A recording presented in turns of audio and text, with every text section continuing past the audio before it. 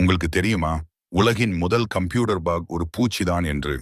ஆமாம், இன்றைக்கு நாம் மென்பொருளில் ஏதாவது பிழை ஏற்பட்டால் அதை பக் என்று அழைக்கிறோம். ஆனால் இந்த பக் என்ற வார்த்தை உண்மையில் ஒரு உண்மையான பூச்சியால் தோன்றியது. 1947ஆம் ஆண்டு ஹார்வர்ட் பல்கலைக்கழகத்தில் இயங்கிய ஹார்வர்ட் மார்க் டூ என்ற ஆரம்பகால கணினியில் ஒரு பிழை ஏற்பட்டது.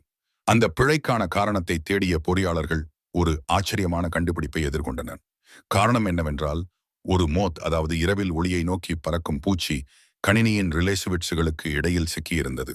அந்த பூச்சியை அகற்றிய பிறகு பொறியாளர்கள் தங்கள் பதிவு புத்தகத்தில் ஒரு சுவாரஸ்யமான குறிப்பை எழுதினர். அது என்னவென்றால், முதல் உண்மையான பக் கண்டுபிடிக்கப்பட்டது என்று.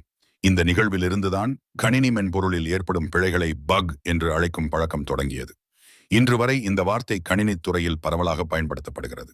மேலும் இது போன்ற சுவாரஸ்யமான தகவல்களை தெரிந்து கொள்ள எங்கள் சேனலை சப்ஸ்கிரைப் செய்து கொள்ளுங்கள்.